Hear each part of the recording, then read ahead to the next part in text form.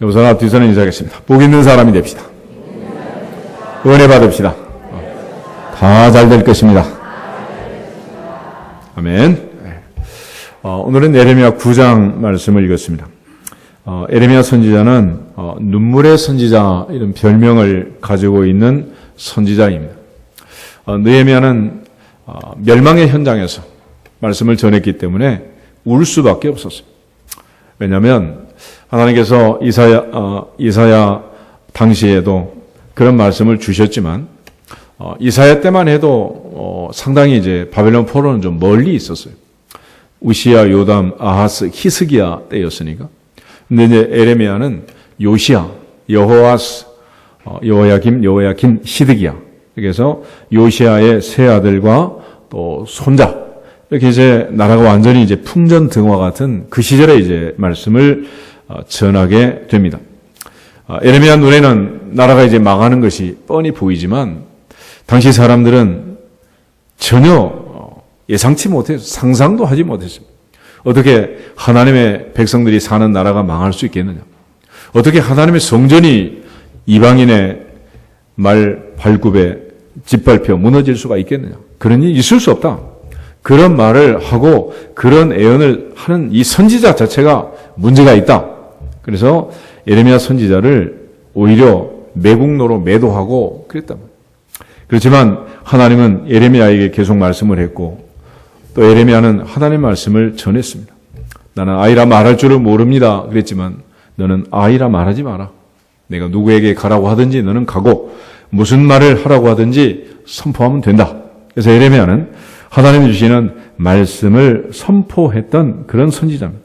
그래서 오늘 23절, 24절 이 짧은 절을 봐도 23절에 여호와께서 이와 같이 말씀하시되 또 24절 끝에도 여호와의 말씀이니라.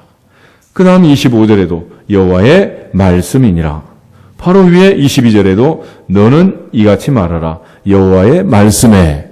그래서 에레미야는 하나님의 말씀을 대언하는 선지자였고 그 말씀을 통해서 나라의 운명을, 민족의 운명을 알았기 때문에 그는 이 처절한 아픔과 고통을 눈으로 보면서 슬퍼하고 또 슬퍼하고 울고 또 울 수밖에 없었습니다. 그럼에도 불구하고 이스라엘 백성들은 전혀 그걸 상상하지도 못했단 말이에요. 오늘 특별히 이제 23절, 24절을 보면 자랑이라는 말로서 당시의 그 상황들을 설명해 주는데 첫째는 23절에 자랑하지 마라 그랬습니다. 24절에는 이것으로 자랑해라 그렇게 말해요. 자랑할 것이 무엇이고 자랑하지 말아야 할 것이 무엇인지 에레미야가 보는 관점과 당시 백성들이 보는 관점은 전혀 달랐다라고 말합니다. 먼저 23절을 보면 지혜로운 자는 그 지혜를 자랑하지 말라. 용사는 그의 용맹을 자랑하지 말라. 부자는 그의 부함을 자랑하지 말라 그랬습니다. 이거는 곧 나라가 망하고 전쟁이 일어나고 폐허가 될 텐데 이게 무슨 의미가 있겠어요? 그런데 이걸 모르는 사람들에게 있어서는 여전히 지혜로운 자는 자기의 지혜를 자랑했고 용사는 자기의 용맹을 자랑하고 부자는 자기의 부함을 자랑하면서 산 거예요. 그러나 이제 나라가 망하고 멸망의 자리 바벨론 포로 70년이라는 기가 막힌 운명으로 민족의 운명이 나라의 역사가 추락하는 이 장면에서 하나님께서는 에레미야를 통해서 자랑하고 싶으면 이걸 자랑해라. 특별히 명철하여 나를 아는 것. 나 여호와는 사랑과 정의와 공의를 땅에 행하는 자인 줄 깨닫는 것. 그걸 자랑해라 라고 말합니다. 세상에는 많은 지식이 있습니다. 그러나 그 중에 최고의 지식은 신지식, 하나님을 아는 지식, 하나님에 관한 지식, knowledge about God, 하나님을 아는, 하나님에 관한 그 지식을 가지라는. 그래서 세상을 볼 때 사람이 보는 관점과 하나님이 보는 관점은 전혀 다르고 이사야 55장에 있는 말씀처럼 하나님의 생각과 사람의 생각은 하나님의 뜻과 사람의 뜻, 하나님의 길과 사람의 길은 하늘이 땅보다 높음같이 다르다라고 말씀했습니다. 오늘 특별히 에레미야가 이런 말씀을 하는 것은 이제 하나님께서 주시는 그 관점에서 선포를 하는 것이고 또 당시에 알지 못하던 사람들은 전혀 이걸 알지 못했습니다. 우리가 사도 바울을 보면 다메섹 도상에서 그는 예수님을 만나게 됩니다. 예수님을 만나면서 바울은 놀라운 경험을 하나 했는데 해보다 더 밝은 빛에 그는 눈이 멀었습니다. 갑자기 소경이 돼가지고 3일 동안 다메섹에 들어가서 금식하면서 하나님께 간절히 기도하게 됩니다. 그때 하나님께서 아나니아 선지자를 보내서 이방인을 위하여 택한 나의 그릇이다. 그를 위해 기도해라. 아나니아 선지자가 사울에 대해서 내 들으니까 이 사람 아주 나쁜 사람이고 그 기도해 줄 만한 그런 사람이 아닙니다. 왜 나를 보내십니까? 근데 하나님께서는 아나니아를 보내서 사울에게 기도를 하겠어요. 형제 사울아, 내가 오던 길에서 만나던 예수께서 너로 다시 보게 하신다. 그럴 때 사울의 눈에서 비늘이 벗겨지고 새로운 세상이 보이기 시작합니다. 그래서 우리가 흔히 바울의 이 회심을 가리켜서 사울이 바울 되었다라고, 사울이 바울 됐다. 사울일 때는 뭐가 중요하고 어떤 것을 자랑했느냐? 사울일 때는 여전히 세상적인 것, 세상적인 스펙을 그도 자랑했어요. 우리가 잘 아는 것처럼 이스라엘의 초대왕 사울처럼 아버지가 그에게 큰 자가 되라. 그래서 사울이라는 이름을 붙여줬고, 또 그는 사울 왕처럼 베냐민의 지파였고, 그는 모든 것을 완벽하게 갖춘 사람이었어요. 빌립보서 3장 한번 찾아보겠습니다. 빌립보서 3장을 보시면 사도 바울에게 있어서 얼마나 자랑할 것이 많았는지 3절부터 6절 말씀을 같이 한번 읽겠습니다. 빌립보서 3장 3절에서 6절. 하나님의 성령으로 봉사하고 그리스도 예수로 자랑하고 육체를 신뢰하지 아니하는 우리가 곧 할례파라. 그러나 나도 육체를 신뢰할 만하며 만일 누구든지 다른 이가 육체를 신뢰할 것이 있는 줄로 생각하면 나는 더욱 그러하리니 나는 8일 만에 할례를 받고 이스라엘 족속이요 베냐민 지파요 히브리인 중에 히브리인이요 율법으로는 바리새인이요 열심으로는 교회를 박해하고 율법의 의로는 흠이 없는 자라. 아멘. 그는 유대인으로서 완벽한 스펙을 다 갖추고 있었어요. 일점도 모자람이 없는 그런 사람이었습니다. 특별히 6절은 열심으로는 교회를 박해하고 율법의 의로는 흠이 없는 자였다. 그런데 이 사도 바울이 주님을 만나고 눈에 비늘이 벗겨지고 자기 모습을 다시 보면서 정말 중요한 것이 무엇인가를 깨닫게 됩니다. 7절부터 9절까지를 같이 한번 읽겠습니다. 그러나 무엇이든지 내게 유익하던 것을 내가 그리스도를 위하여 다 해로 여길 뿐더러 또한 모든 것을 해로 여김은 내 주 그리스도 예수를 아는 지식이 가장 고상하기 때문이라. 내가 그를 위하여 모든 것을 잃어버리고 배설물로 여김은 그리스도를 얻고 그 안에서 발견되려 함이니 내가 가진 의의는 율법에서 난 것이 아니요 오직 그리스도를 믿음으로 말미암은 것이니 곧 믿음으로 하나님께로부터 난 의라. 아멘. 그는 세상의 지식, 세상이 추구하던 모든 것들을 추구하며 살았습니다. 그러나 그리스도 예수를 만나면서 다시 눈뜨고 보니 자기가 그동안 했던 일들이 무엇인가? 8절에 보면은 그리스도 예수를 아는 지식은 가장 고상하기 때문에 그 사실을 깨닫는 순간 내가 그를 위하여 모든 것을 잃어버리고 배설물로 여긴다 그랬습니다. 성경이니까 배설물이지 똥 아니겠어, 똥. 모든 게 똥이란 말이야, 똥. 그걸 위해서 그렇게 인생을 산 거야. 오늘 바울은 주님 만나고 눈에 비늘이 벗겨지고 영안이 열렸습니다. 우리 모두가 하나님의 은혜로 영안이 열려지기를 주 이름으로 축복합니다. 눈을 뜨고 보면 세상이 달라진다. 그래서 세상 살다 보면 우리가 생각할 때 그 생각하는 것과 전혀 다른 일들이 벌어져요. 시편 기자의 고백처럼 고난 당한 것이 내게 유익이라. 이로 인하여 내가 주의 율례를 배우게 되었나이다. 아멘. 결국 주님을 얻고 주님을 만나고 보니 이게 아무것도 아닌 거예요. 솔로몬은 전도서에서 그의 인생을 회고하며 이런 얘기를 합니다. 그는 아버지가 왕이고 자기도 왕이고 아들도 왕이고 대대로 왕이야. 그는 보아가 길바닥에 뽕나무처럼 흔한, 백향목이 뽕나무처럼 흔한 그런 태평성들을 이끌었던 왕이었습니다. 그러나 그는 마지막 결론에 헛되고 헛되니 모든 것이 헛되다. 하나님 없는 인생의 허무함을 얘기합니다. 이래 결국을 다 들었으니 그러므로 하나님을 경외하고 그의 명령을 지킬지어다. 이것이 사람의 본분이다라고 말합니다.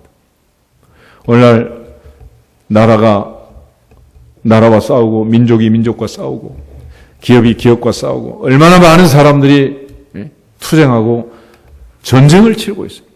그래서 생존 경쟁이 아니라 생존 전쟁을 치르는 이런 전쟁터에서 정말로 중요한 게 뭐냐는 거예요. 오늘 우리가 자랑할 것이 무엇인가? 예레미야 선지자는 하나님을 아는 지식, 여호와를 아는 지식, 하나님이 누구신가를 아는 것, 하나님의 성품인 사랑과 정의와 공의를 깨닫는 것, 그것이 가장 귀한 일이고 그것만이 우리에게 필요하다라고 얘기하고 있습니다. 결국 하나님 앞에서 우리가 자랑해야 할 것이 무엇인가라는 걸 깨닫는 것. 사울이 바울이 되었다는 것은 한마디로 얘기하면 바리새인이 크리스천이 된 겁니다. 바리새인이 크리스천이 된 건데 바리새인의 특징은 뭐냐? 그러면 바리새인은 공로를 강조하는 공로, 행위를 강조하는 것입니다. 행위를. 그런데 크리스천은 뭐냐? 하나님의 은혜를 강조해요. 은혜를. 결과적으로 따지면은 사도 바울은 그가 가지고 있던 스펙, 난지 8일 만에 할례를 받고 베냐민 지파로 태어나고 가말리엘 문화에서 모든 학문과 학술을 배우고 이것들이 얼마나 화려하고 찬란한지, 또 그 율법의 근거에서 예수 믿는 사람들을 박해하고 죽이는 것, 교회를 적폐 세력을 보고 교회를 없애는 것, 그것이 가장 중요한 일이라고 생각을 한 거예요. 그런데 예수님을 만나고 보니 내 모습이 보이기 시작한 거예요. 내가 누구인가가 보였어요. 그래서 바울은 마지막에 고백이 나는 죄인 중에 괴수다 그런 거예요. 크리스천은 언제 크리스천이 되느냐? 베드로가 갈릴리 바다에서 예수님 만났을 때 물고기가 그물이 찢어지도록 잡히는 그런 경험을 합니다. 그런 그 많은 경험 속에서 마지막 얻은 결론이 뭐냐? 주여 나를 떠나소서 나는 죄인입니다. 선지자 예사야가 하나님의 성전에 들어갔을 때 우시아가 죽던 해 성전에 갔는데 이목구비가 열렸습니다. 하나님의 보좌가 보이기 시작하고 천군 천사의 찬송이 들리는 거예요. 여러분 이 시간 예배를 드리면서 여러분의 눈앞에 하나님의 보좌가 나타나고 천군 천사의 찬송이 들리고 그러면 무슨 일이 벌어지겠어요? 그리고 나서 자기를 봤더니 머리부터 발끝까지 떡지덕지 붙어있는 죄덩어리가 보이기 시작하는 거예요. 나는 입술이 부정한 백종 중에 살면서 죄만 짓고 살았구나. 그리고 하나님 앞에 고백을 하는 거예요. 화로다 나여 망하게 되었구나. 이것도 모르고 지금 이렇게 살았다는 거예요. 이것도 모르고. 그럴 때 천사가 제단 숯불을 가져와서 선지자 이사야를 불로 지졌습니다. 여러분 웬만한 거는 물로 씻으면 깨끗해져요. 근데 물로 씻어서 안 되는 건 어떻게 되느냐? 포항제철 용광로에 집어넣고 재련소에서 달궈야 돼요. 그 외에는 방법이 없는 거예요. 그래서 선지자 이사야는 불로써 정결케 하고 깨끗하게 된 것입니다. 내가 누구를 보내고 누가 우리를 위하여 갈고, 선지자 이사야 입에서 나도 모르게 고백이 나옵니다. 주여 내가 여기 있습니다. 나를 보내소서. Here I am, send me. 나를 보내소서. 나를 보내소서. 나를 보내소서. 아무나 그런 얘기하는 게 아니에요. 그러나 우리는 하나님을 믿고 하나님을 숨기지만 여전히 자랑할 게 너무 많아. 너무 많아. 이것이 오늘 우리의 신앙생활의 문제이란. 지금 우리나라의 상황을 보세요. 얼마나 긴박하게 지금 돌아가고 있는지. 용산에 가면 미군 부대 있잖아요. 미군 부대가 이제 또 평택으로 옮긴다는데, 미군 부대 안에는 지금도 하루에 몇 번씩 민방공 훈련합니다. 그 사람들. 대피소 피하고. 정보가 너무 많이 들어오니까. 그런데 청와대 광화문부터 시작해서 저 한강 대교까지 주차장을 방불하게 서 있는 차들을 보면서 미국 사람들이 하는 말이 그렇대요. 이 코리안들은 믿음이 좋은 거냐, 무식한 거냐. 그런데 지난주에 뉴질랜드에서 이은택 선교사 잠시 다녀갔는데 밖에서는 한국을 보면 지금 난리대. 막상 어머니 너무 고요하고 너무 평안하다는 거예요. 도대체 뭐냐? 우린 지금 불감증이라는 얘기를 많이 하죠. 안보 불감증. 도대체 미사일을 쏴도 핵무기가 날라와도 이거 아무 생각이 없는 거예요. 마찬가지로 에레미야가 살던 그 시대의 유다 백성들이 그런 거예요. 그리고 여전히 자랑을 하는 거예요. 부자는 자기의 부함을 자랑하고 용사는 용맹을 자랑하고 지혜로운 자는 지혜를 자랑하는데 나라가 망하고 폐허가 되면 그게 뭐가 의미가 있겠냐는 거예요. 요한계시록 3장을 한번 찾아보겠습니다. 요한계시록 3장 17절 18절 요한계시록 2장 3장에 보면은 에베소, 서모나, 버가모, 두아디라, 사데, 빌라델비아, 라오디게아 7번째 교회에 주신 말씀인데 예수님께서 라오디게아 교회에 말씀을 하십니다. 17절, 18절 우리 두 절을 같이 한번 읽겠습니다. 내가 말하기를 나는 부자라 부요하여 부족한 것이 없다 하나 내 곤고한 것과 가련한 것과 가난한 것과 눈먼 것과 벌거벗은 것을 알지 못하는도다. 내가 너를 권하노니 내게서 불로 연단한 금을 사서 부요하게 하고 흰옷을 사서 입어 벌거벗은 수치를 보이지 않게 하고 안약을 사서 눈에 발라 보게 하라. 아멘. 라오디게아 교회는 당시에 7교회 중에 가장 부자 교회였습니다. 모든 것이 부유하고 풍족했습니다. 그래서 라오디게아 교회 근처에는 온천이 흘렀고 또 관광지고 요즘도 그런데 16절에 가면 이게 이제 뜨거운 물이 흘러서 멀리 오면은 미지근해지는 뜨겁지도 않고 차지도 않고 그런데 예수님께서는 16절에 말할 때 미지근한 신앙 뜨거우려면 뜨겁고 차가우려면 차가워야지 이 미지근하면 토할 것 같다는 거예요. 토할 것 같아. 내가 너를 토하여 내겠다. 그렇게 그러면서 나는 부자다. 부유하여 부족한 것이 없다. 그렇지만 주님은 라오디게아 교회를 향해서 너는 곤고하다. 너는 가련하다. 너는 가난하다. 너는 눈이 멀었다. 너는 벌거숭이다. 그런. 내가 지금 빨개 벗고 벌거숭인데 내 모습이 안 보이는 거야. 내 모습이. 여러분들이 성장 과정에서 아주 잠깐 동안 이런 시기를 거칩니다. 그렇지? 엄마 뱃속에서 나와서 기저귀를 갈아주고 해도 부끄럽지 않은 때가 잠깐 있었어. 아주 잠깐. 그지? 그 다음에 갑자기 부끄러워지기 시작한. 왜 그래? 뭔가가 보이기 시작한 것이야. 그런데 지금 라오디게아 교회를 보면 아직도 안 보이는 거예요. 눈이 멀었다는 거예요. 눈이 멀었어. 아무것도 안 보이는 거예요. 결국 성경은 우리가 부자라는 것을 부여할 부족함이 없다는 것을 나쁘다고 얘기한다기보다는 그건 자랑거리가 아니고 내가 부자 된 것은 내가 내 능력으로 된 게 아니고 모세가 신명기에서 말한 것처럼 하늘의 하나님 전능하신 하나님이 우리에게 재물 얻을 능력을 주셨느니라. 그래서 우리가 부자 된 거 아니겠어요? 내 딸이 머리가 좋고 공부를 잘하고 IQ가 높으면 얘가 날 닮았나 봐요. 그러지 말라는 거야. 그럼 엄마 아빠하고 관계가 없어. 그 아이를 그렇게 만드신 분은 누구다? 하늘의 하나님이라. 하늘의 하나님. 삼손처럼 힘이 세고 건강하게 태어난다고 해도 어느 한순간 머리 잘리면 용사의 용맹도 아무것도 아니다. 그래서 마침내 여러분이 때가 되면 세상을 떠나게 될 것입니다. 그때는 어떻게 가느냐? 숨 쉴 힘이 없어서 숨을 못 쉬어서 죽는 거예요. 지금 내가 숨 쉬고 있는 것 하나님의 은혜니라. 하나님의 은혜니라. 이게 다 은혜라는 거예요. 그래서 사울이 바울 됐다는 것은 뭐냐? 이게 하나님의 은혜라는 것을 깨달은 거예요.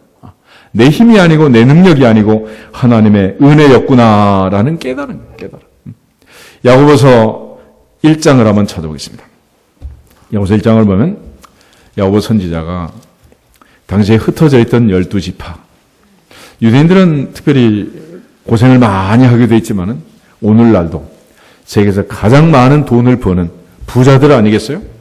근데 그들을 향해서 야고보는 흩어진 12지파에게 편지하면서 9절부터 11절을 가져 매겠습니다.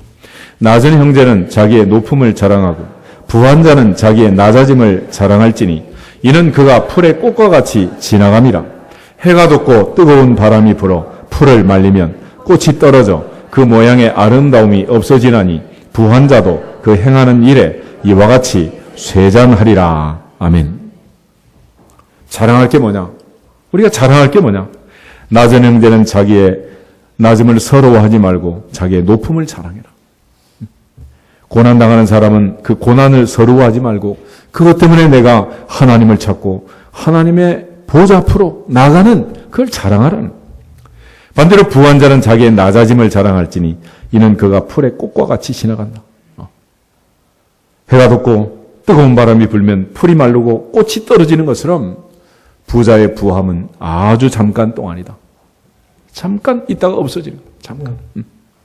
흔히 화무 11원 그러잖아요. 아무리 아름다운 꽃도 열을 가지 못한다 그러는데 결국 부한 자도 그 행하는 일에 이와 같이 쇠잔하리라.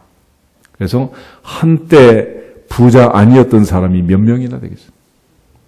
그래서 많은 사람들이 이 생로병사 흥망성쇠의 과정을 체험하는 거예요. 영등포역이고 서울역에 가면 노숙자들이 많이 있잖아요. 특히 정선 카지노 쪽에 가면 대박을 꿈꾸다가 쪽박 차고 거기서 처량하게 그렇게 떠도는 인구가 많대요. 근데 그 사람들 중에 과거에 화려하게 찬란하게 살았던 사람들이 한두 명이 아니라는 거예요. 우리가 하나님 앞에서 자랑할 것은 오직 주님만 자랑할지어다. 하나님만 자랑하라는. 하나님이 주신 것. 그럼 하나님이 주신 거지 내 것이 아닌 거예요.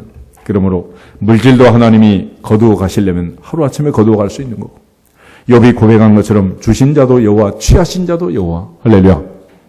또 아무리 머리가 똑똑하고 그야말로 기억력이 좋고 그런 것 같아도 어느 날 뇌 신경 하나만 끊어지면 그날로 다 끝나는 거예요. 그날로. 아무리 건강한 사람도 때가 되면 다 그것이 내 힘이 아니었다는 것을 알게 하기 위해서 우리의 몸은 노화의 과정을 거치고 너는 흙이니 흙으로 돌아가라. 돌아갈 수밖에 없는 그런 길로 지금 가고 있는 거예요. 야고보서 4장을 한번 더 보겠습니다.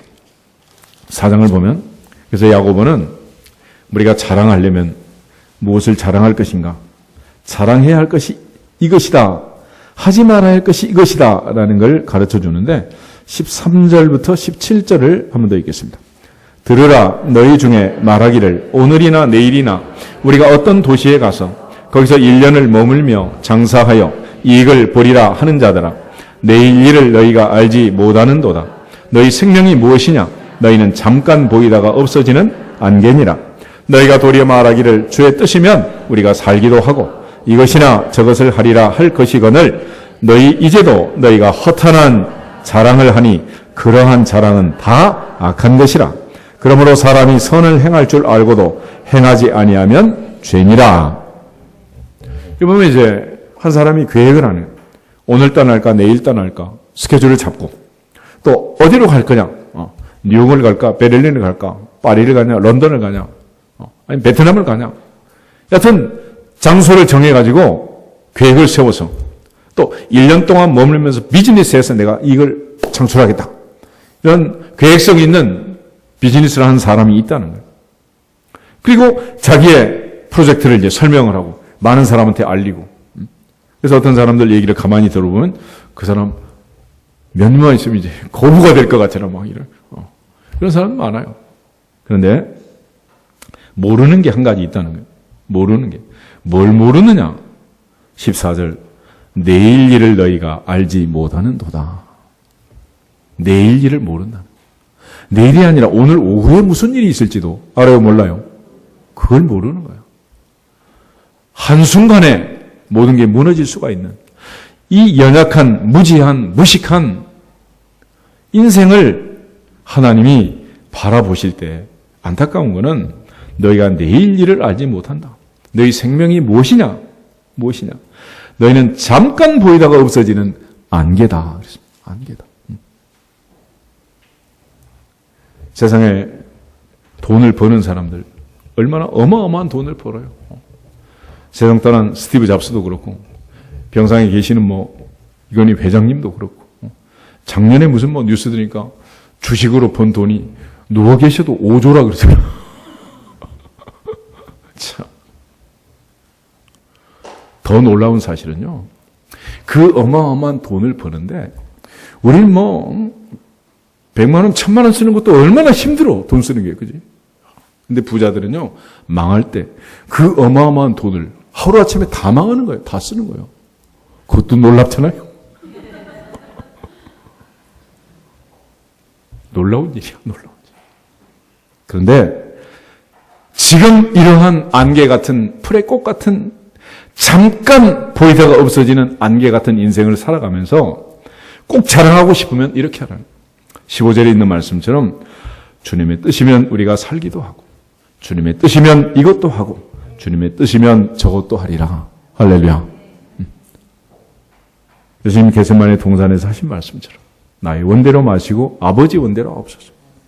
이사야 고백한 것처럼 하나님의 뜻, 사람의 뜻, 하늘이 땅보다 높은 같이 높으신 그 하나님의 뜻을 맞춰 살라는 거예요. 그리고 우리가 하는 자랑은 다 허탄한 것들이다. 그러한 자랑은 다 악한 것이다. 라고 말합니다. 그러므로 성경은 우리에게 있어서 자랑할 것과 자랑하지 말아야 할 것을 알려주기 위해서 우리를 구원할 때 하나님께서 어떻게 구원하셨는가라는 원리를 설명해요. 우리 에베소서 2장을 한번 찾아보겠습니다. 에베소서 2장 8절, 9절, 2절을 같이 읽겠습니다. 에베소서 2장 8절하고 9절 같이 봅니다. 너희는 그 은혜에 의하여 믿음으로 말미암아 구원을 받았으니 이것은 너희에게서 난 것이 아니요 하나님의 선물이다. 행위에서 난 것이 아니니 이는 누구든지 자랑하지 못하게 함이라. 아멘. 그러면 우리는 어떻게 구원받았느냐? 그 은혜에 의하여 믿음으로 말미암아 구원을 받았다. 이것은 하나님의 선물이다. 행위가 아니다. 그러므로 누구든지 뭐하지 말아라? 자랑하지 말아라. 그랬습니다. 다시 말하면 우리가 행위로 구원을 받았다면 우리는 자랑할 게 너무 많은 사람들이에요. 특별히 바리새인들은 이러한 행위를 자랑했습니다. 하루 3번씩 기도하고 일주일에 2번 금식하고 소득의 11조를 드리고 이런 자랑을 바리새인들은 날마다 했어요.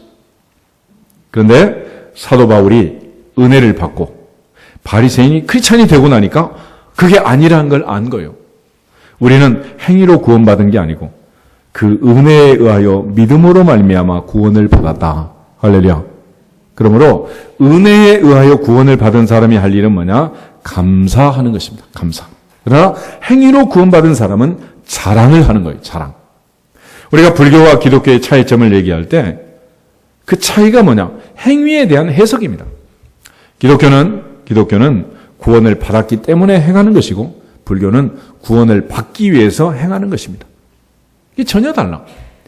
그 기독교 채널하고 불교 채널이 붙어 있잖아요. 언젠가 이제 채널을 돌리면서 보니까 불교 채널에 스님이 나와서 강론을 하는데 불교는 한마디로 그러더라고요. 그래서 내가 뭔가 한마디야 못 듣겠냐 멈췄는데 이렇게 말하더라고요. 행위의 종교입니다. 불교는 한마디로 무슨 종교? 행위의 종교라는.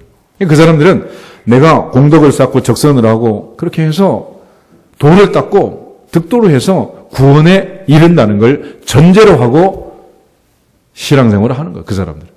그러니까 내가 노력하고 힘쓰고 있어서 도를 닦아서 구원받을 수 있다라고 생각하는 거고 기독교는 뭐냐? 그렇게 해서는 구원받을 존재가 있다 없다? 한 사람도 없다. 의인 없는 이 하나도 없고 모든 사람이 죄를 지었으면 하나님의 영광에 이를 수 없다. 그래서 불교는 행위의 종교이고 자기의 힘으로 노력해서 구원받을 수 있다고 믿는 자력 종교이지만 기독교는 이 하나님의 은혜가 아니면 구원받을 수 없는, 오직 하나님의 은혜로만 구원받을 수 있는 타력 종교라는, 내 힘으로는 할 수 없다. 사도 바울이 이제 주님을 만나고 나서 바로 이걸 깨닫게 된 것입니다. 오늘 하나님 앞에서 이런 원리로 구원을 받았기 때문에 그렇지 않은 감사하고 사는 거지 자랑하며 살 수는 없다. 우린 감사해야 됩니다. 아멘. 로마서 4장을 한번 보겠습니다. 로마서 4장을 보면 믿음의 조상 아브라함의 이야기가 나와요. 자랑과 관련해서. 여러분, 믿음의 조상 아브라함, 내가 아브라함이라면, 내 아버지가 아브라함이라면, 내 할아버지가 아브라함이라면 자랑할 게 있을까요? 없을까요? 그래서 오늘날도 많은 사람들이 조상을 백그라운드로 해서 자랑하는 사람 많잖아. 근데 로마서 4장 1절부터 8절까지를 같이 한번 읽어보겠습니다. 그런즉 육신으로 우리 조상인 아브라함이 무엇을 얻었다 하리요? 만일 아브라함이 행위로서 의롭다 하심을 받았으면 자랑할 것이 있으려니와 하나님 앞에서는 없느니라. 성경이 무엇을 말하느냐? 아브라함이 하나님을 믿음에 그것이 그에게 의로 여겨진 바 되었느니라.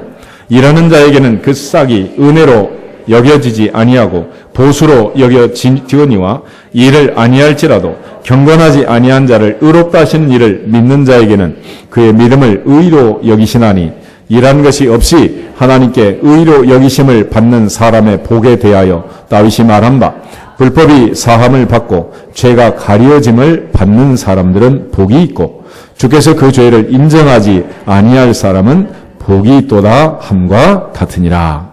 아멘. 만약 사람이 행위로 구원을 받았으면 우린 자랑할 게 너무 많겠지만 우리는 오직 하나님의 은혜로 믿음으로 말미암아 구원을 받았기 때문에 믿음의 조상 아브라함이라도 하나님 앞에서는 자랑할 것이 있느니라 없느니라? 없다는 거 없어. 믿음의 조상 아브라함도 자랑할 게 없다면 우리가 자랑할 게 있습니까 없습니까? 자랑할 게 없어요. 그래서 아예 우리를 자랑하지 못하도록 하나님이 자랑할 수 없는 사람들을 선택하고 불러서 하나님의 자녀를 삼으시는 거예요. 고린도전서 1장을 찾아보겠습니다. 고린도전서 1장을 보시면 26절부터 29절까지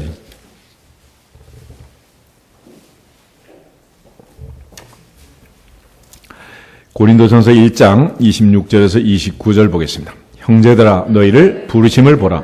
육체를 따라 지혜로운 자가 많지 아니하며 능한 자가 많지 아니하며 문벌 좋은 자가 많지 아니하도다.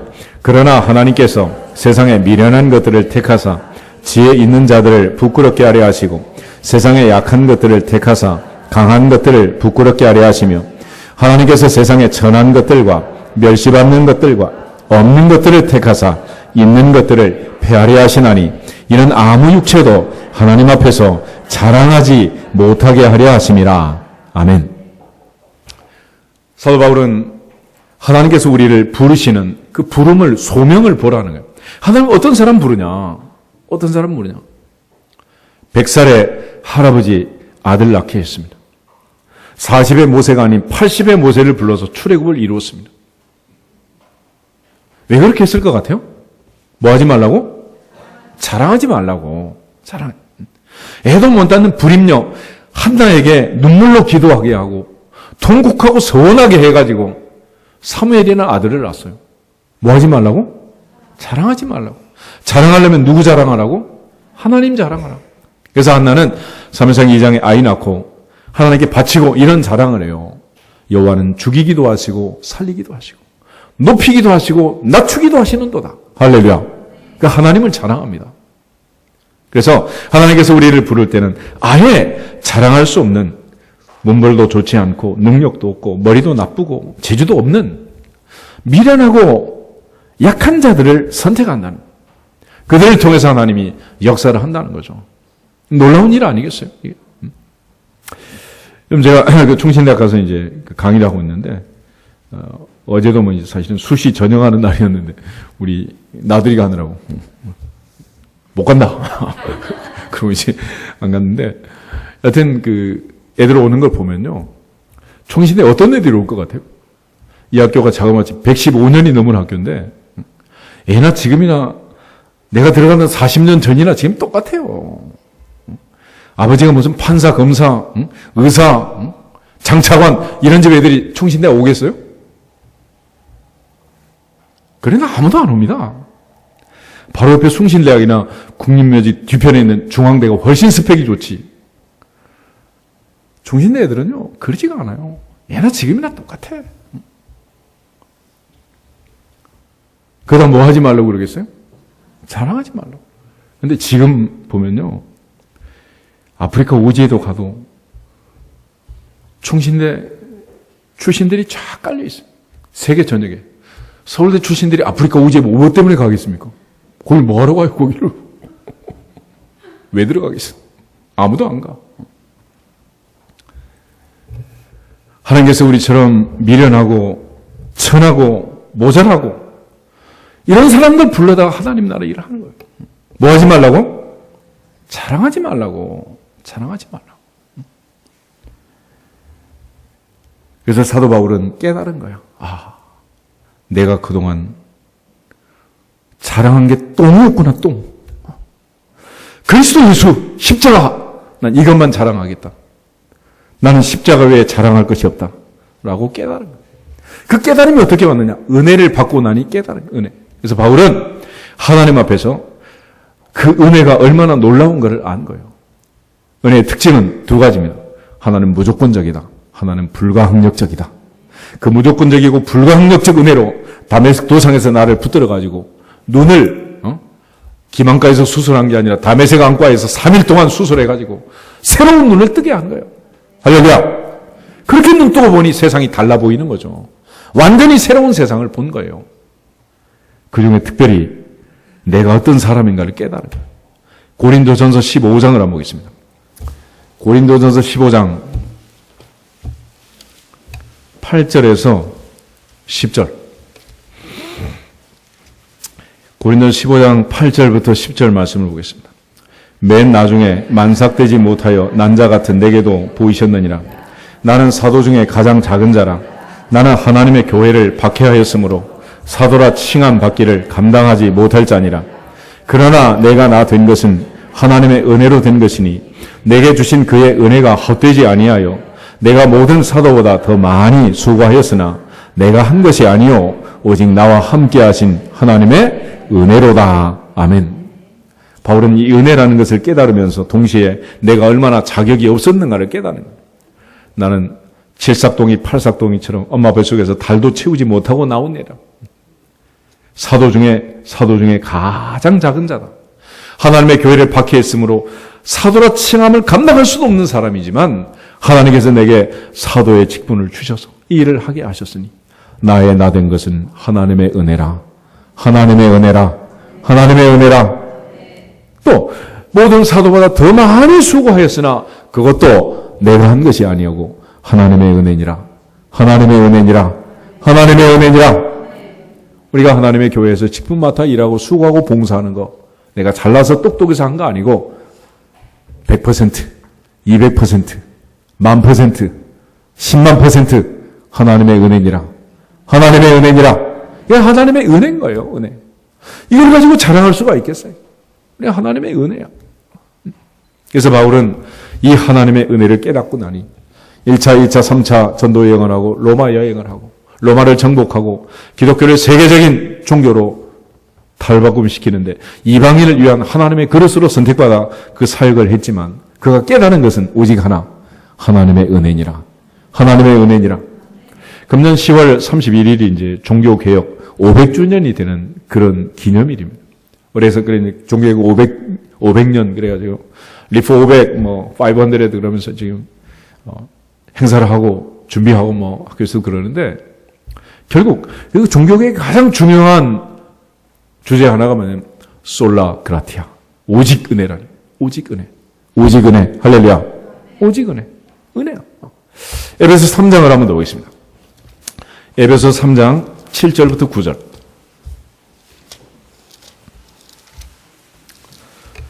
에베소서 3장 7절에서 9절에 있는 말씀. 312페이지 다시 한번 읽겠습니다. 이 복음을 위하여 그의 능력이 역사하시는 대로 내게 주신 하나님의 은혜의 선물을 따라 내가 일꾼이 되었노라. 모든 성도 중에 지극히 작은 자보다 더 작은 나에게 이 은혜를 주신 것은 측량할 수 없는 그리스도의 풍성함을 이방인에게 전하게 하시고 영원부터 만물을 창조하신 하나님 속에 감추어졌던 비밀의 경륜이 어떠한 것을 드러내게 하려 하심이라. 아멘. 특별히 8절을 보면 바울은 모든 성도 중에 지극히 작은 자보다 더 작은 나에게 이 은혜를 주셨다. 이 은혜를 주셨다. 바울은 고린도전서에서 사도라 칭함을 받기에 나는 감당하지 못할 자다. 그렇게 고백했는데 에베소에서는 자기를 사도라 하지 않고 자기를 성도라고 해요. 성도. 그런데 그 성도 중에도 모든 성도 중에서 지극히 작은 자보다 더 작은 자다. 사울이라는 이름의 뜻은 큰 자다. 그런 큰 자. 이스라엘 초대왕 사울은 보통 사람보다 어깨 위가 더 컸다 그래요. 하나님께서 사무엘에게 사울을 피하시고 이세 아들 중에 내가 왕을 예정했으니까 그 집에 가라. 그래서 제사 자리에서 이세의 장자 엘리압을 보고 사무엘이 첫눈에 반했습니다. 아, 과연 이 사람이었군요. 그러자 하나님께서 이런 지하에 거절합니다. 그 용모와 심장을 보지 말라. 내가 이미 그를 버렸노라. 사람은 외모를 보거니와 나 여호와는 중심을 보느니라. 그리고 양을 치던 냄새나던 그 다윗을 데려다가 기름을 부어서 왕을 삼은 거 아니겠어요? 그와 같이 구원받아 오늘도 이 자리에 예배 드리는 우리 모두가 다 하나님의 은혜로 예배 드리는 줄로 믿습니다. 은혜를. 디모데전서 1장을 한번 더 보겠습니다. 디모데전서 1장을 보면 12절부터 15절 말씀에 사도 바울이 말년에 이제 믿음의 아들 디모데에게 편지를 쓰고 인생을 마감하게 되는데 그가 마지막 디모데에게 강조하는 것은 하나님의 은혜가 얼마나 큰가라는 거예요. 바울은 로마에서 죄가 더한 곳에 은혜가 넘친다 그랬습니다. 의인을 구원하는 건 쉽겠지만 죄인을 구원하는 것은 얼마나 큰 은혜가 필요하겠어요. 12절부터 15절 가지겠습니다. 나를 능하게 하신 그리스도 예수 우리 주께 내가 감사함은 나를 충성되이 여겨 내게 직분을 맡기심이니 내가 전에는 비방자요 박해자요 폭행자였으나 도리어 긍휼을 입은 것은 내가 믿지 아니할 때에 알지 못하고 행하였음이라. 우리 주의 은혜가 그리스도 예수 안에 있는 믿음과 사랑과 함께 넘치도록 풍성하였도다. 미쁘다 모든 사람이 받을 만한 이 말이요 그리스도 예수께서 죄인을 구원하시려고 세상에 임하셨다 하였도다. 죄인 중에 내가 괴순이라. 아멘. 바울이 깨달은 이 하나님의 은혜, 이 은혜가 얼마나 컸는지 나는 12절 감사할 수밖에 없다. 나는 비방자, 박해자, 폭행자였으나 지금은 사도가 되었으니 before after가 너무 달라진 거 아니겠어요?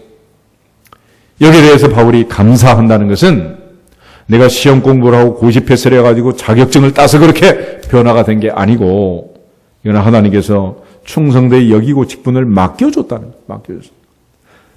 14절에 우리 주의 은혜가 그리스도 예수 안에 있는 믿음과 사랑과 함께 넘치도록 풍성하였도다. 이 풍성한 은혜로 구원을 받았는데 바울이 깨달은 복음, 가장 중요한 진리는 딱 하나였습니다. 15절 보시면 미쁘다 모든 사람이 받을 만한 이 말이요. 복음 중에 복음은 뭐냐? 그리스도 예수께서 죄인을 구원하시려고 세상에 임하셨다. 할렐루야. 이게 가장 큰 복음이라는. 그러니까 크리스천은 언제 되는 거냐? 크리스천은 내가 죄인임을 고백하는 순간. 할렐루야. 주님을 만나는 순간. 그때 크리스천이 되는 거예요.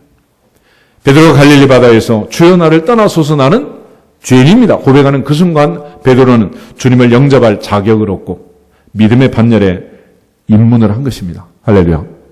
내가 죄인임을 깨닫는. 그래서 세상에서 큰 소리치고 촛불 들고 태극기 들고 뭐 이런 사람들 전부 다 왜 그러냐? 자기는 의인이라는 거예요. 의인. 그리고 세상에 존재하지 말아야 할 사람도 그냥 죄인. 그래서 아웃시키기 위해서 우리가 고소 고발하잖아. 죄인이라고 좀 판결 좀 해주라고. 죄 좀 쫓아내주라고 막 이러면서. 그러나 성경은 주님이 죄인을 구원하러 오셨다는 거예요. 그리고 그 죄인 중에 내가 괴수다 라는 걸 바울이 짓고 고백하고 있습니다. 이제는 사도도 아니고 성도도 아니고 나는 뭐다? 죄인이다. 그 죄인 중에도 괴수라는 거. 그래서 예수께서 죄인을 구원하려고 세상에 오셨다. 예수님 말씀 중에 나는 의인을 부르는 게 아니라 죄인을 부르러 왔다 그랬잖아요. 의사는 병든 사람에게 필요하지 건강한 사람에게 쓸데없다. 만약 우리가 의인이라면, 우리가 죄가 없다면 예배 안 드려도 괜찮습니다. 교회 안 다니셔도 괜찮아요. 예수 안 믿어도 상관없습니다. 그러나 우리가 평생 주님을 떠날 수 없는 이유는 내가 죄인이기 때문에. 할렐루야. 우리는 죄인이란 말이에요. 그래서 이 두 문장이 헬라 원문을 보면 이제 관계대명사로 연결이 되어 있는데 문법적으로 해석하면 이런 거예요. 그래서 예수께서 죄인을 구원하려고 세상에 임하셨다 하였도다. 그 죄인 중에서 내가 프로토스, 선봉장이다. foremost chief 그런 뜻인데요. 나는 예수님께서 구원하러 이 세상에 온 죄인 중에서 첫 번째랍니다. 예수님이 구름 타고 하늘에서 내려오시면 인류 70억이 쫙 줄로 서 있다 그래요. 맨 앞에 누가 있느냐? 내가 있는 거예요, 내가.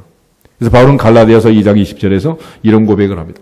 내가 그리스도와 함께 십자가에 못 박혔나니 그런즉 이제는 내가 사는 것이 아니요 오직 내 안에 그리스도께서 사시는 것이라. 이제 내가 육체 가운데 사는 것은 나를 사랑하사 나를 위하여 자기 자신을 버리신 하나님의 아들을 믿는 믿음 안에서 사는 것이라. 바울은 분명하게 고백합니다. 예수님 누구를 사랑하셔서 죽었다고요? 누구를 구원하기 위해서? 누구 죄 때문에? 나 때문이라. 나 때문에. 그 고백을 하는 거예요.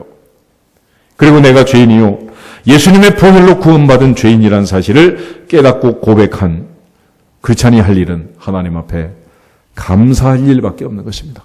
아멘? 우린 고개를 들 수가 없는 거예요. 감사, 또 감사. 그래서 기독교의 가장 중요한 덕목, 특징 중에 하나는 감사합니다. 땡큐. 그래서 기독교 문화권에서 제일 많이 쓰는 말은 감사예요. 감사. 감사합니다. 그래서 거절할 때도 싫어 그러지 않고 노 땡큐. 그냥 감사야. 감사. 모든 게 감사지 뭐. 감사 아니에요. 오늘 하나님 앞에서 이 은혜를 깨닫는 자는, 은혜로 구원받은 자는 감사할 수밖에 없고, 행위로, 내 공로로, 내 능력으로, 내 손의 힘으로 구원받고 부자되고 승진하고 거부가 되어서 관직에 올라서 이렇게 사는 사람들은 자랑거리가 많은 거예요. 자랑거리가. 그러나 하나님 앞에서는 아브라함이라도 자랑할 게 없다라고 말합니다. 오늘 선지자 예레미야는 멸망의 현장에서 유대인들을 향하여 하나님 말씀을 전합니다. 지혜로운 자는 그의 지혜를 자랑하지 말아라. 용사는 그의 용맹을 자랑하지 말아라. 부자는 그의 부함을 자랑하지 말아라.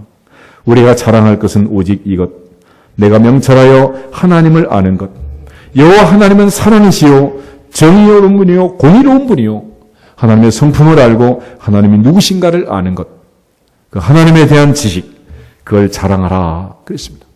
오늘 영원토록 자랑할 것은 하나님의 은혜뿐이고 자랑할 것은 주님 안에서 자랑할 것이고 십자가만 자랑하고 십자가만 바라보는 것입니다. 오늘부터는 이 말씀을 잘 기억하면서 세상 사람과 똑같이 세상의 관점으로 세상을 사는 것이 아니라 사울이 바울 된 것처럼 눈에 비늘이 벗겨지고 영안이 열려져서 새로운 세상을 보고 진짜 자랑할 것을 자랑하고 하나님께 영광을 돌릴 수 있기를 주님의 이름으로 축복합니다. 인사하고 기도하겠습니다. 모든 것이 하나님의 은혜입니다.